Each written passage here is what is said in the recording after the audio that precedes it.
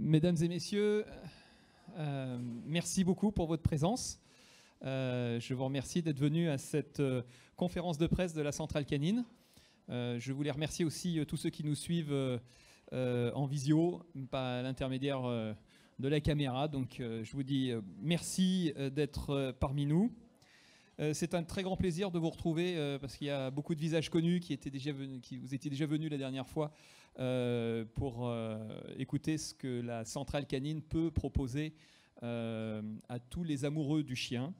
Et donc voilà, je voulais vous dire merci.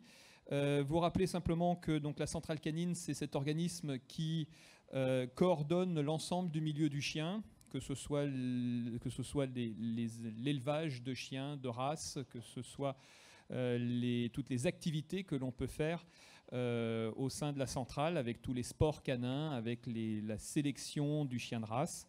Et évidemment, un des rôles de la Centrale Canine, c'est justement l'amélioration du chien de race et de promouvoir le rôle du chien dans la société. La Société Centrale Canine est évidemment une association reconnue d'utilité publique. Et puis nous gérons aussi le livre des origines, c'est-à-dire cet arbre généalogique des chiens de race. Eh bien, c'est la Centrale Canine. C'est une des missions de la Centrale Canine, c'est de gérer ce livre des origines. Nous aurons quelques intervenants. Donc je me présente, Alexandre Balzer, je suis le président de la Centrale Canine. Vous aurez aussi Fleur-Marie Desfougères, qui est donc la directrice de la Centrale Canine, qui a pris la succession d'André Varlet, que vous aviez vu la dernière fois. Et bien maintenant, c'est Fleur-Marie qui a ce rôle. Nous ferons appel aussi à Christophe Blanchard, notre sociologue préféré, qui travaille à l'Université Sorbonne Paris-Nord. Et puis nous ferons appel aussi à Lorraine Caden-Chulik, qui est directrice de course en cross canin et compétitrice en cross canin, qui vous donnera un petit peu son interprétation justement du sport. Parce que dans cette année de Jeux Olympiques, eh bien, nous voulions lancer cette deuxième semaine nationale du chien. C'est la deuxième édition. Et le chien, eh bien, c'est le compagnon de choix, en particulier pour les activités sportives. La première édition de la Semaine nationale du chien, c'était plus de 200 manifestations en France qui ont été organisées. On en attend cette fois-ci plus du double. C'est vraiment un engouement de beaucoup d'organismes, de beaucoup de particuliers, d'éleveurs, de professionnels. Et ça me fait très plaisir que nous puissions enfin parler du chien en bien.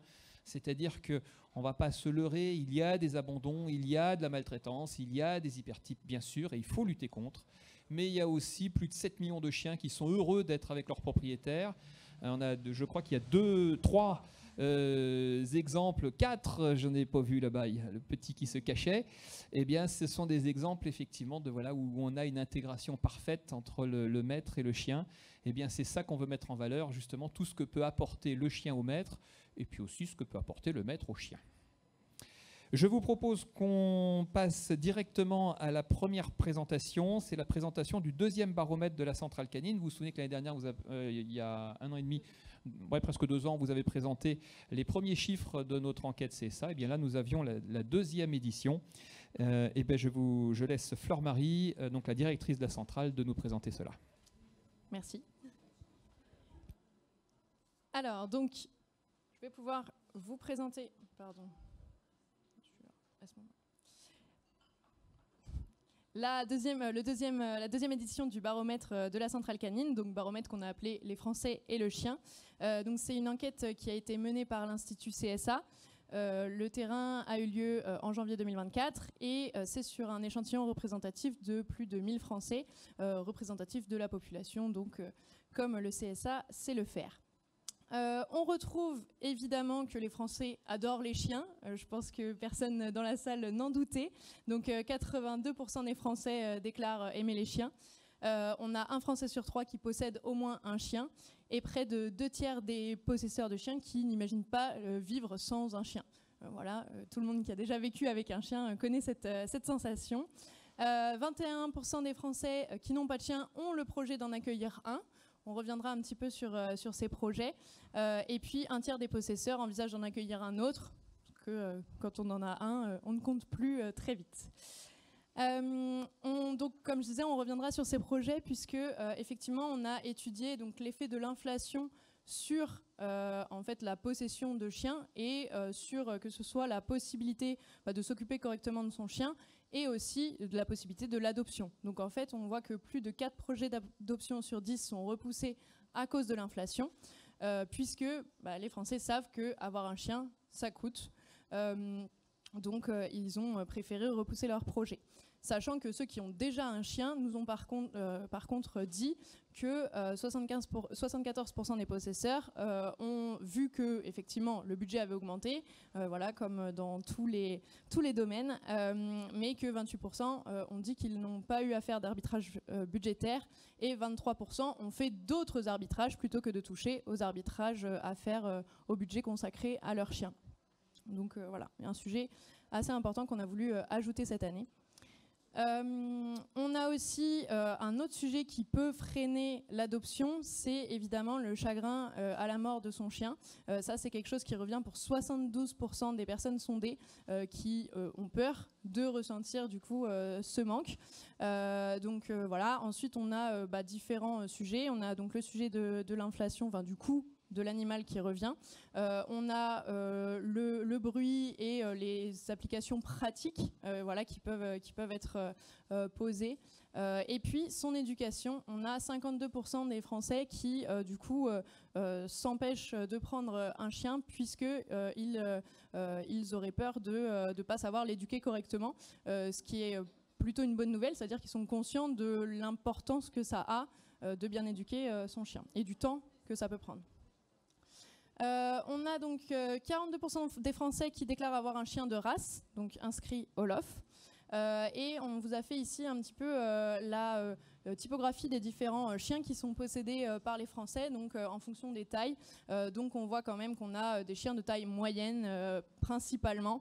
Les gros chiens et les très gros chiens sont en perte de vitesse et notamment c'est assez flagrant par rapport à notre précédente enquête. On se rend compte qu'on a de moins en moins de gros chiens. Voilà, on peut imaginer que c'est aussi pour les questions de coût qu'on a pu voir précédemment ou aussi des questions tout simplement de vivre en ville, ça peut aussi jouer. Les critères de choix pour avoir un chien, on retrouve ce qu'on avait il y a 2 ans, c'est-à-dire le caractère, évidemment, c'est le critère numéro 1. C'est un animal de compagnie, on a envie de partager du temps avec lui et donc que son caractère corresponde à ce qu'on recherche. Son gabarit, important, très important même, pour pouvoir l'emmener un petit peu partout avec nous, ou pas, mais en fonction de l'activité qu'on veut aussi faire avec son chien. Et puis son apparence, par extension, sa race. Priorité aux éleveurs spécialisés pour l'adoption. On a demandé aux Français où est-ce qu'ils avaient adopté leur chien. Et donc, la plupart l'ont fait chez un éleveur spécialisé. Et puis ensuite, on vous a un petit peu listé toutes les différentes sources où ils ont pu trouver leur chien. Ils ont listé les bonnes raisons de s'adresser à un expert.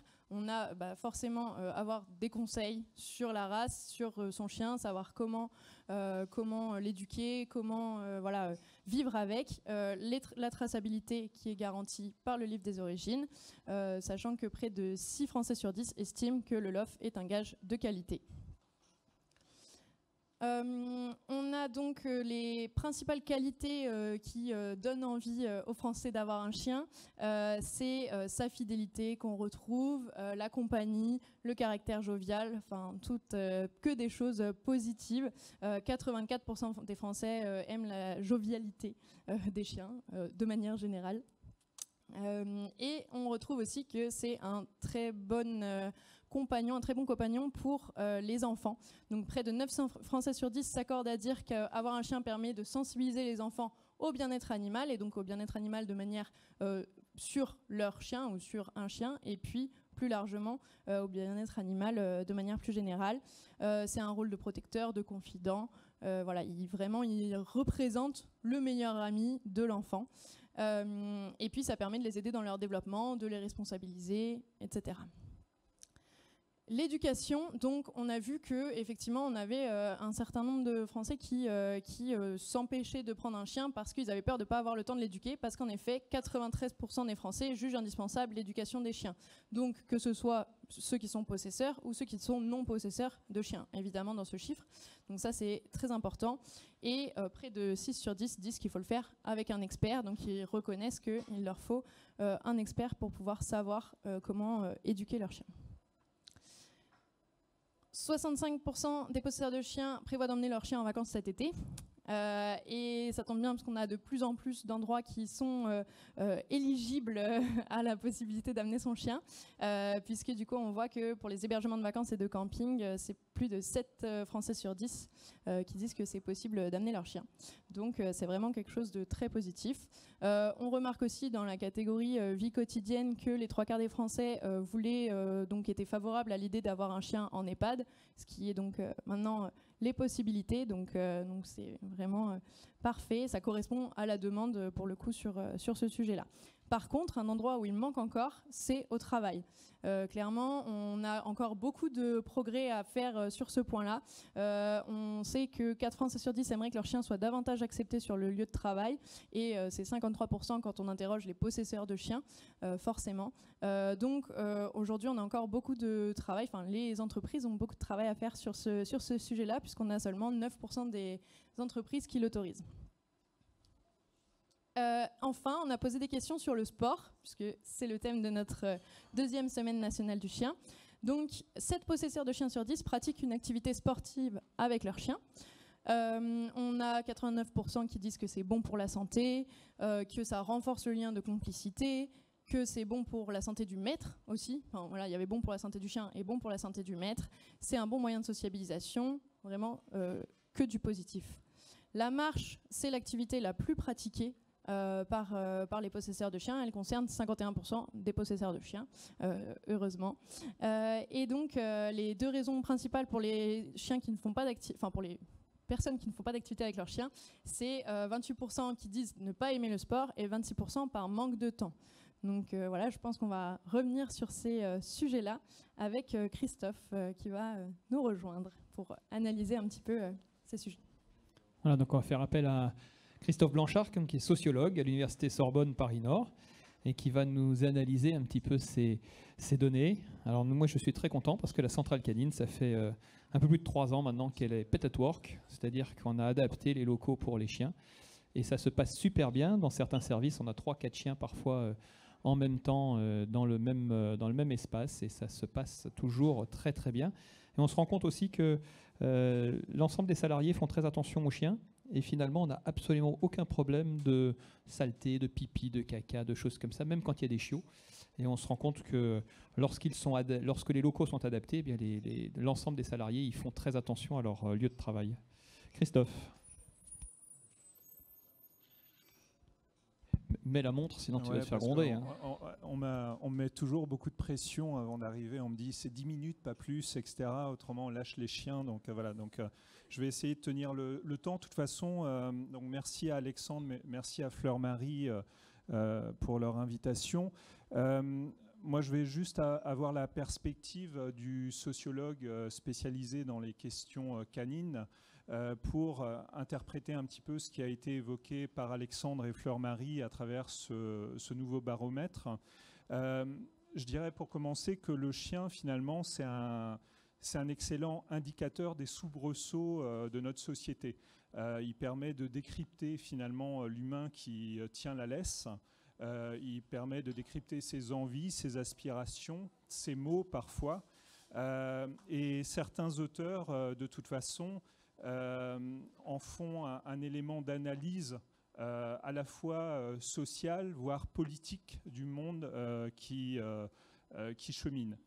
Par exemple, dernier ouvrage en date intéressant, dans une perspective féministe, c'est l'ouvrage par exemple d'Ovidi qui, à travers son rapport aux animaux et notamment à ses chiens, a essayé d'analyser quelle était la place aujourd'hui de la femme dans la société, et elle fait des comparaisons qui pourraient sembler un petit peu percutante, voire osée, mais sur le rapport de domination que les femmes subissent dans la société, qui sont assez similaires à celles qu'ont subies et subissent parfois les chiens, notamment en termes de violence intrafamiliale.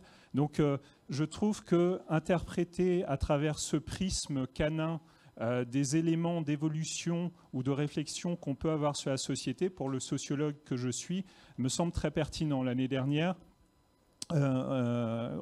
avec l'ouvrage d'Hélène Gâteau, on a pu avoir justement une focale un peu similaire sur le pet parenting, la façon dont on peut concevoir une maternité ou une paternité par chien interposé. Donc pour moi, je dirais, dis-moi comment tu te comportes avec ton chien et je te dirai finalement quel type de personne tu es et dans quel contexte sociopolitique tu évolues.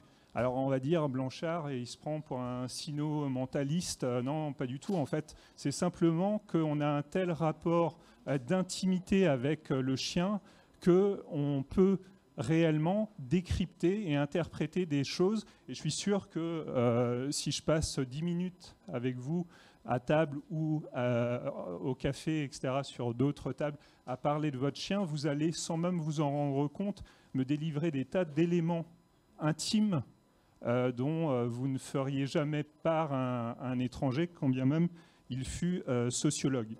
Donc les quelques éléments sur lesquels quand même je vais me baser pour vous redire ça, c'est à partir de ce baromètre, parce que justement il faut un guide en fait pour comprendre ce rapport au chien. Fleur-Marie a évoqué les grands points. Moi je vais revenir sur 4 entrées qui me semblent assez pertinentes.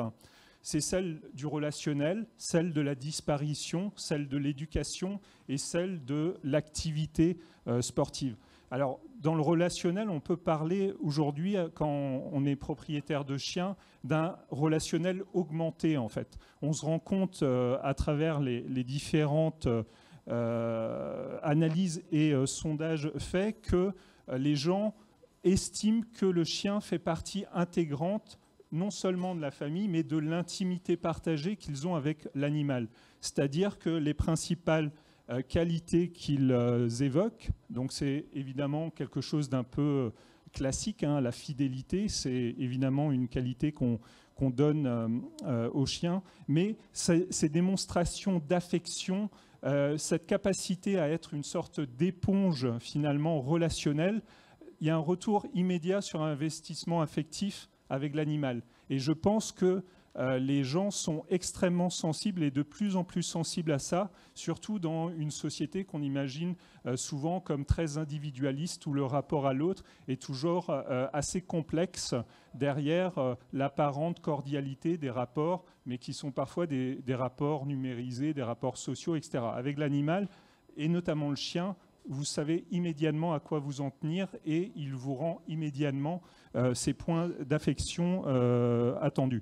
Donc, vous aurez dans le petit document qui vous a été remis le détail de ces chiffres, mais dans comment dire, cette question de ce relationnel augmenté, on a le corollaire presque négatif, Fleur-Marie l'a évoqué, c'est la question du deuil possible en fait.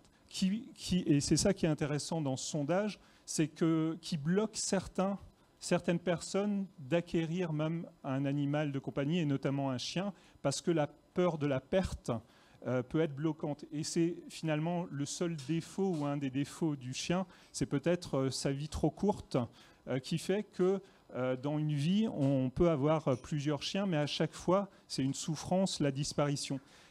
Ça peut sembler, pour des non-propriétaires ou pour des gens qui regardent ça un peu de loin, comme une sorte de lubie, ou en tout cas quelque chose de pas sérieux, mais en réalité, cette question de la mort du chien est prise de plus en plus au sérieux en réalité par les pouvoirs publics, non pas en France, mais dans d'autres pays, par exemple aux États-Unis, où il existe comment dire, dans les grandes entreprises, des coachs qui sont là pour accompagner ces périodes transitoires liées au deuil du chien. Or, quand on considère que son chien fait partie intégrante de la famille, comme on a pu le voir, il n'est pas irraisonnable ou irrationnel d'imaginer qu'on puisse avoir des problèmes de dépression, etc. Et moi, dans mes enquêtes de terrain, je rencontre beaucoup de gens qui m'évoquent les dépressions qu'ils ont eues suite à la mort de leur animal.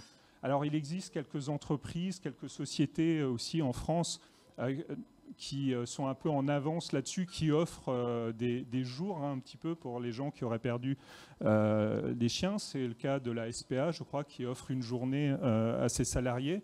Mais voilà, c'est encore minimisé alors que c'est bloquant pour comment dire, accéder à un chien. Du coup, le chien pour les Français correspond aussi à ce qu'on peut appeler un éducateur à fort potentiel, en fait, puisque pour les Français, ils estiment que le chien, ça va être l'être vivant qui va les épauler dans une sorte de coéducation, parce qu'il va permettre de sensibiliser les enfants au mieux-être animal, au bien-être animal. Il va permettre, par analogie, de faire des points de jonction avec ce qu'on attend de l'enfant, qui est responsabilisé à ces questions. Donc, j'ai appelé ça un éducateur père parce que finalement, il co-construit l'éducation qu'on vise avec les enfants, notamment dans cette éducation positive dont la terminologie peut être valable et pour les enfants et pour les chiens. Alors, moi, en tant que chercheur, je mène des projets justement pour essayer de mettre en lumière cette pertinence de cette coéducation par chien interposé. Dans mon université, j'ai mis en place un dispositif canin de médiation avec une collègue qui a adopté un chien des rues, parce que j'aime bien les chiens underground en fait également, même si je parle sous le contrôle évidemment des tenants du LOF, mais on peut, quand on a la technicité, quand on a la praticité autour des chiens, on peut faire avec n'importe quel chien des choses assez intéressantes pour aider les enfants à progresser. Donc là, le dispositif Caniscol, c'est un dispositif de lecture accompagnée en présence d'un chien dans la bibliothèque universitaire de Villetaneuse, en fait, dans le 93, où tous les mercredis matins, on fait venir des enfants issus des écoles périphériques et qui viennent dans l'université, dans la bibliothèque, lire en présence d'un chien et d'une conductrice de chien qui est spécialiste des questions canines et de lecture. Le dernier levier, la dernière entrée de ce sondage, c'est comment l'animal effectivement remet en mouvement l'individu, notamment en cette période de Jeux Olympiques. Il était pertinent de se poser la question. Alors Fleur-Marie a évoqué évidemment la marche, qui est la pratique sportive, ou en tout cas activité qui permet de mettre et de renforcer le relationnel avec le chien. 70% des personnes, quand on leur parle sport et chien, évoquent la marche. Après, il existe tout un panel en fait, d'activités, et c'est en ça que les clubs affiliés à la centrale canine sont intéressants, parce que plus la société des loisirs qui est la nôtre se déploie, plus les activités proposées sont en nombre.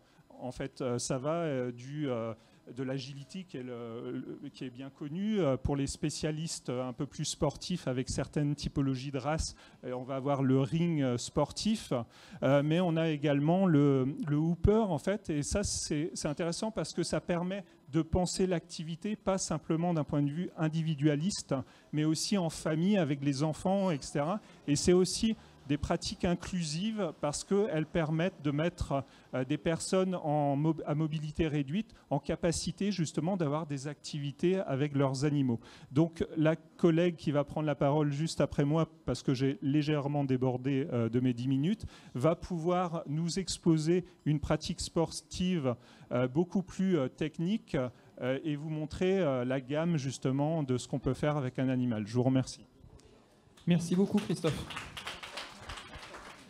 Juste avant Lorraine, je voulais juste montrer un petit peu toute la diversité des sports que l'on peut faire avec son chien. Et Christophe, tu parlais des chiens d'apparence raciale, les non-lof, comme on dit, ceux qui n'appartiennent pas au livre des origines. Et bien la centrale, elle aime tous les chiens. Et j'ai vraiment voulu créer cette maison du chien, que la centrale soit la maison de tous les chiens et de tous les propriétaires de chiens. C'est-à-dire que j'ai demandé à ce que toutes les activités canines, à part le mordant, parce que c'est très particulier et c'est une réglementation spécifique, que toutes les autres activités canines soient ouvertes à tous les chiens. L'agility, c'est chien de race, c'est pas chien de race. Mais toutes les autres activités, que je vais vous en lister certaines, sont ouvertes à tous les chiens.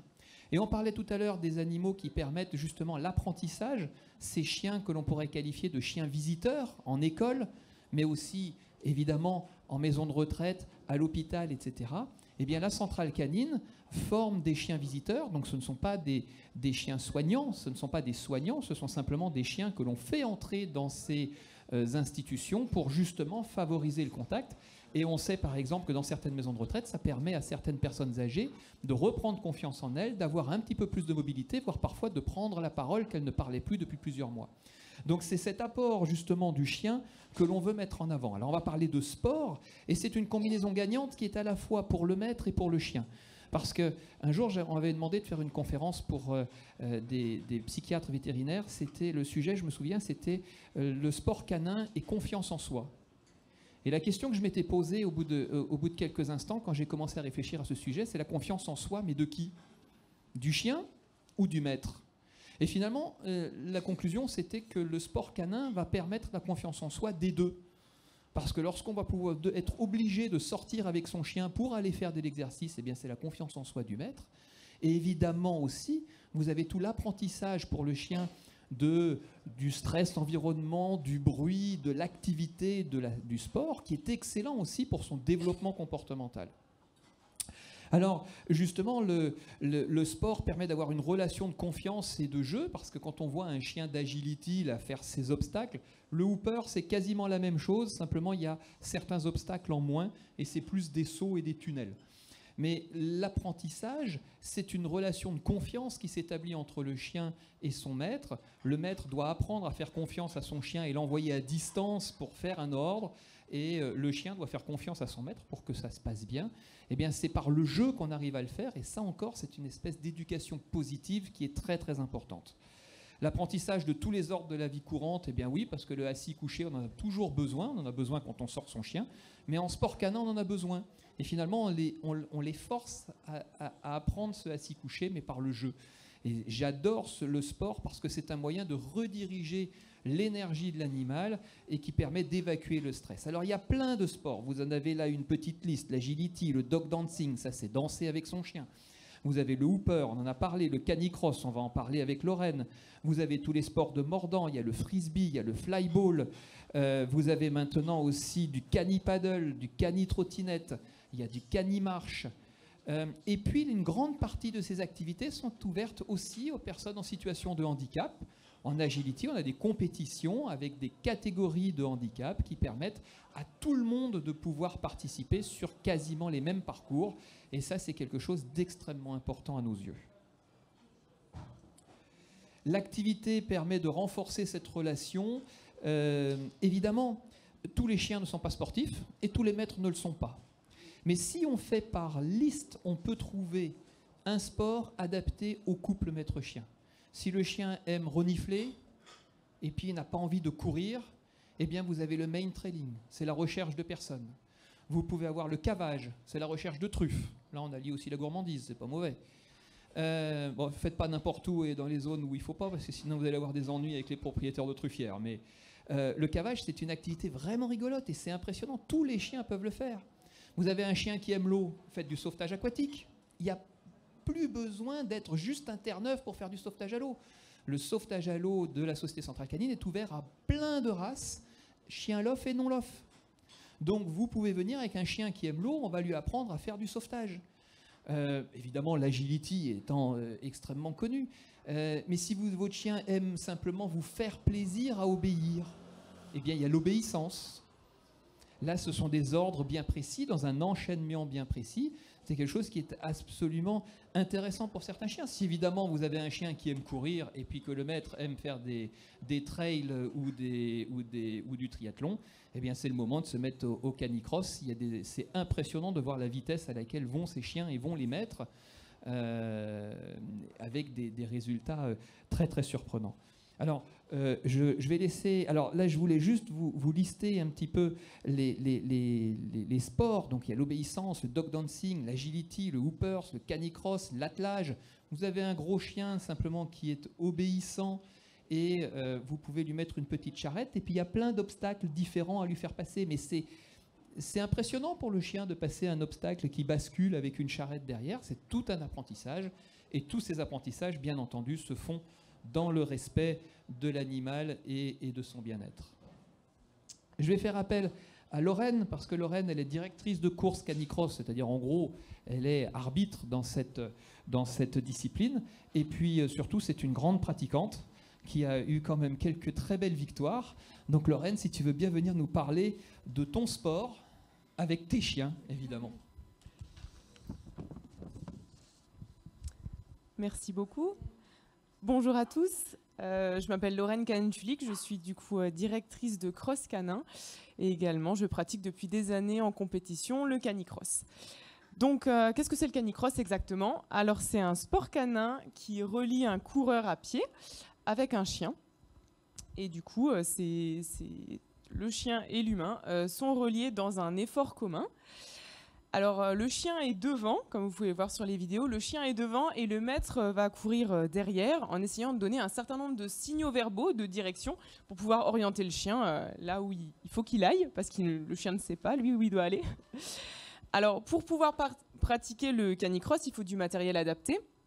Il faut un harnais de traction spécifique justement qui va permettre de libérer les épaules, où il y aura une attache arrière et qui ne passera pas derrière les côtes. Il y a un certain nombre de points à respecter. Le coureur, quant à lui, aura un baudrier qui ne sera pas trop haut pour éviter justement une traction au niveau du dos qui risquerait de lui poser des douleurs. Et le chien et l'humain sont justement attachés ensemble par une longe élastique qui permet d'éviter les à-coups, autant pour le chien que pour l'humain. Voilà à peu près le matériel. Et une fois qu'on a ce matériel-là, en fait, pratiquement partout, on peut partir et aller faire une course de canicross, s'entraîner un peu partout, dans les forêts, choses comme ça. Le chien est toujours attaché, donc ça, c'est le côté vraiment très pratique. Ensuite, effectivement, ce qui est très intéressant, c'est de se rapprocher de clubs affiliés à la SCC qui ont une section canicross pour permettre des entraînements en groupe, pour apprendre un certain nombre d'éléments. Et puis, effectivement, le travail avec d'autres binômes sera très intéressant. Et une fois qu'on est prêt, dans toute la France, il y a des compétitions de canicross qui existent. Des compétitions sur une journée, des compétitions sur 2 journées et même des compétitions sur 7 jours, des espèces de trophées comme ça. Donc, c'est particulièrement intéressant. Les distances sont assez variables. On est de 1,5 km à environ 9 km maximum. Ces distances peuvent être modifiées en fonction de la météo, de la température extérieure. Et en fait, le canicross n'est pas non plus réservé qu'à des personnes adultes, mais aussi aux enfants. Dès 7 ans, il y a des catégories spécifiques avec des courses adaptées, avec des chiens adaptés, pour permettre aux enfants de découvrir cette discipline qui est extrêmement sympa pour tous.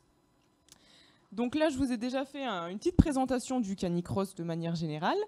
C'est vraiment une discipline qui est en plein essor parce qu'il y a beaucoup de bénéfices. Alors effectivement, ça permet de dépenser son chien de manière très importante et aussi de se dépenser personnellement parce que c'est très explosif comme sport.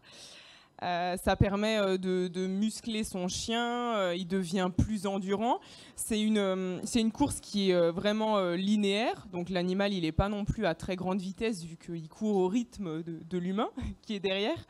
Ça permet vraiment du coup de le muscler et avec un bon échauffement et une récupération, il y a vraiment il n'y a pas de risque de blessure ou choses comme ça. Ça permet également, Fleur-Marie disait que justement, des fois certaines personnes ne faisaient pas de sport avec leur chien parce qu'elles n'avaient pas trop la motivation. Et moi je vais vous dire que clairement, j'étais pas spécialement une grande sportive à la base. Et c'est en fait en prenant mon chien et en voyant tout le plaisir qu'il prenait dans cette activité que ça m'a donné vraiment envie de m'entraîner et d'être de plus en plus sportive pour lui faire vraiment honneur. Donc ce sport m'a vraiment m'a rendu beaucoup plus sportive que je ne l'étais à la base. C'est donc bon pour la santé. Au niveau aussi mental, c'est vrai qu'il y a pas mal de chiens qui peuvent souffrir d'anxiété ou d'ennui. Et ça, c'est une activité qui permet vraiment de pouvoir dépenser son chien. Voilà. En termes de complicité, c'est vrai que ça permet d'augmenter vraiment la complicité. C'est un partage d'efforts ensemble.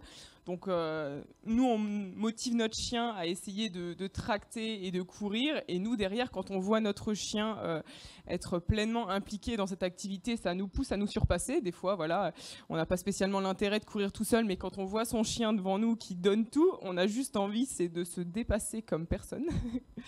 Ça, c'est évident. Et effectivement, on vit cette course ensemble, on a plein d'émotions ensemble et ça renforce vraiment, vraiment le lien. Comme je vous ai dit, les entraînements et les compétitions, en fait, on va croiser d'autres binômes. Donc, c'est un super facteur aussi pour aider son chien à se socialiser, à se canaliser. Super intéressant comme apprentissage. Et également, en fait, ça permet d'améliorer aussi l'écoute de son chien. Parce que, comme je vous l'ai dit, là, le chien, il est devant, vous êtes derrière et vous devez lui donner les directions, droite, gauche, devant, et s'arrêter, ou alors rester au pied s'il y a un moment technique. Ça permet aussi vraiment d'améliorer ce point-là. Voilà, c'est vrai que moi, je suis vraiment complètement conquise par cette discipline, donc voilà, je pourrais vous en parler encore longtemps, sachant qu'il y a plein d'éléments à prendre en compte, l'hydratation, l'alimentation, l'échauffement, la récupération, mais en fait, tous ces éléments-là, vous seront enseignés en vous rapprochant d'un club affilié SCC qui a une section canicross. Ça vous permettra d'avoir tous les éléments pour pouvoir pratiquer cette discipline en respectant vraiment le bien-être animal. Et si j'avais juste un conseil de manière générale, mais à tous les coups c'est applicable pour tous les sports canins, c'est le principe de progressivité à bien respecter. Commencer vraiment par des toutes petites distances, commencer par 200 mètres, 300 mètres, récompenser vraiment le chien, toujours être sur quelque chose de très positif, de très agréable pour le chien, être très à l'écoute pour voir effectivement est-ce qu'il est à l'aise, est-ce que son harnais lui va bien, est-ce que tout va bien. Et voilà. Et une fois qu'on a fait du canicross, on peut effectivement aussi partir sur d'autres disciplines, le cani-VTT, la cani-trottinette, la cani-marche, et ici on a plusieurs chiens, du traîneau aussi, voilà. Donc, ou de l'attelage, enfin voilà. Donc je suis vraiment convaincue par cette discipline, et c'est vraiment une discipline en plein essor parce que je pense qu'elle a beaucoup d'atouts et elle permet de renforcer vraiment la complicité avec son chien. Merci beaucoup, Lorraine. La Société Centrale Canine, c'est près de 1500 clubs d'utilisation qui, pour la plupart, font plusieurs activités. Donc, on peut trouver proche de chez soi et vous trouverez la liste de ces clubs sur le site de la Centrale Canine. La progressivité de l'apprentissage, c'est extrêmement important. Et passer par un centre qui vous forme, c'est extrêmement important aussi pour ne pas faire n'importe quoi, pour ne pas abîmer votre chien, en particulier quand on commence jeune, parce qu'il y a tout un intérêt d'avoir un apprentissage chez le jeune, mais évidemment, on ne fait pas les mêmes efforts physiques chez un jeune en croissance que sur un chien adulte. Et tout l'apprentissage doit se faire en douceur, à la vitesse du chien. Et ça, c'est ce que vous apprendrez dans la grande majorité des 1500 clubs que fédère la Centrale Canine. Donc vous aurez des activités que vous pourrez faire. Il faut le faire de manière prudente, raisonnée, raisonnable. Et dans ce cas-là, c'est finalement que du bonheur de travailler avec son chien. Moi, j'ai fait beaucoup de sauvetage à l'eau avec mes Terre-Neuve. C'est du canicross. On a tous ici, vous avez à table, vous avez des membres du bureau de la Centrale Canine qui évidemment sont tous des cynophiles et qui ont tous pratiqué des activités avec leurs animaux. Et on est tous convaincus de ce bonheur qu'on a avec nos chiens. Fleur-Marie, est-ce que tu peux nous présenter justement donc le programme et les dates de cette deuxième édition de la Semaine nationale du chien? Tout à fait. Comme on vous l'a dit, donc le thème de cette deuxième édition, c'est faire du sport avec son chien. Là, on vous faisait un petit rappel sur la première édition avec plus de 200 événements organisés, on vous l'a dit tout à l'heure, de tout type de structures, les fameux clubs canins dont on a parlé, mais aussi des mairies, des établissements privés comme les lycées agricoles, etc., qui ont pris en main l'événement, et puis voilà, beaucoup d'événements qui ont été réalisés. C'est un événement qui est soutenu par le ministère de l'Agriculture et de la Souveraineté Alimentaire, donc l'année dernière pour la première édition et cette année encore, et par l'Ordre national des vétérinaires. Et donc il y avait des événements dans toute la France. on vous a mis des petites images pour vous rappeler ce bon moment qu'on a eu l'année dernière. Donc voilà, avec toutes les différentes activités. On a fait aussi une cérémonie à la stèle mémorielle pour les chiens héros à Suippes. Et tout type vraiment d'activités qu'on peut voir à travers ces différentes photos. La deuxième édition donc, aura lieu donc, du samedi 28 septembre au dimanche 6 octobre 2024. On a encore donc, le patronage du ministère de l'Agriculture et de la Souveraineté Alimentaire et le soutien du ministère de l'Ordre national des vétérinaires. Et donc les objectifs, c'est de faire découvrir toutes les différentes disciplines. Là, on vous en a déjà listé pas mal pour faire du sport avec son chien. Et de mettre en avant les bénéfices de ces activités pour nous et pour nos chiens. Notre ambition, c'est de doubler le nombre d'événements qu'on a fait l'année dernière.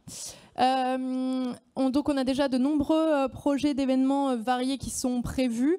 On a tout type d'événements, hein, encore une fois, comme ceux qu'on a eu l'année dernière. Donc, beaucoup des organisateurs de l'année dernière sont prévus pour refaire un événement cette année. Et puis, il y en aura de nouveaux. Notamment, on organise le 4 octobre au campus Condorcet, donc à Aubervilliers, une journée d'études sur les sports canins, qui sera en partie animée par Christophe. Et donc, vraiment sur l'évolution des sports canins au cours des dernières années et des futures années.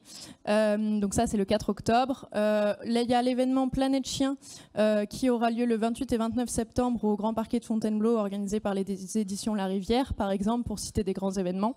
On aura aussi des portes ouvertes de la Centrale Canine qui auront lieu notamment le mercredi et le week-end, le deuxième week-end, donc le 5 et 6 octobre, pour citer que quelques-uns des nombreux événements.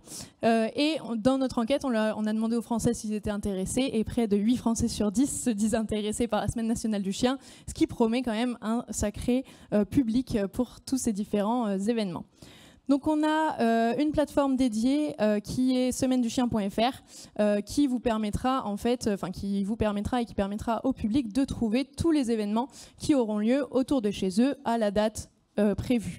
Donc tous les organisateurs enregistrent leur événement sur cette plateforme et cette plateforme sera prochainement rendue publique pour pouvoir un peu suivre tout ça. Donc voilà pour un petit peu le programme. Et puis on voulait en profiter pour conclure en vous présentant les prochains événements qu'on va organiser aussi, qui sont donc notre championnat de France, qui n'est pas plus tard que la semaine prochaine. Donc le championnat de France du chien de race, qui a lieu donc le 1er de juin à Montluçon, chez Alexandre, donc organisé par la Centrale Canine et l'Association Canine Territoriale du Bourbonnais. Donc on attend plus de 9000 chiens présents sur le week-end. Donc là, c'est vraiment uniquement un concours de conformité aux standards, donc de beauté. Mais voilà, mais c'est le plus prestigieux en France. T'as fini de me mettre la pression pour la semaine prochaine, c'est bon? Et là, c'est pour l'année prochaine, pour vous présenter un petit peu, un petit peu plus loin, la prochaine édition des Trophées des chiens héros, puisque on les a vus un petit peu sur les photos, hein, notamment l'hélicoptère avec le chien qui descend. C'était pas des civils hein, qui ont fait ça. Donc effectivement, on met en avant, un des objectifs qu'on a, c'est aussi de mettre en avant les chiens héros qui soient militaires, qui soient aussi de la société civile dans tous les différents domaines dans lesquels le chien peut se retrouver un héros pour nous. Et donc la prochaine édition, ce sera en 2025.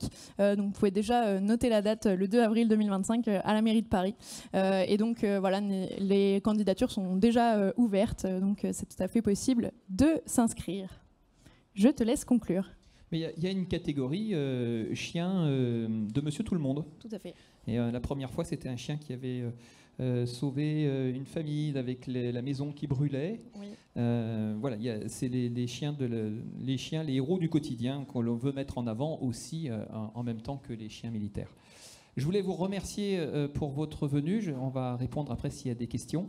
En tout cas, je voulais vous remercier sincèrement. Je sais que pour certains d'entre vous, vous êtes des fidèles de nos rendez-vous. Et je voulais vous remercier pour la qualité de vos articles.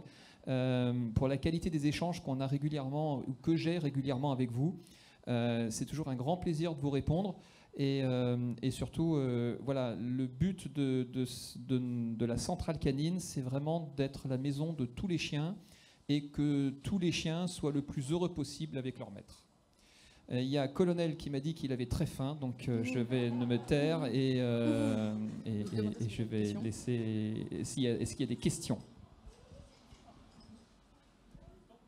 Je vois qu'il n'y a pas que Colonel qui a faim. D'accord. Eh bien, de toute façon, s'il n'y a pas de questions particulières, on va en rester là. Vous avez à table des membres de la Société Centrale Canine qui sont là, donc vous pourrez poser les questions. De toute façon, Fleur-Marie et moi, on reste là jusqu'à 14h, 14h30. Donc si vous avez des questions, c'est avec le plus grand plaisir qu'on vous y répond. Et puis sinon, vous avez nos mails, donc vous n'hésitez pas à vous nous contacter. Et ce sera avec très grand plaisir. Bon appétit! Merci.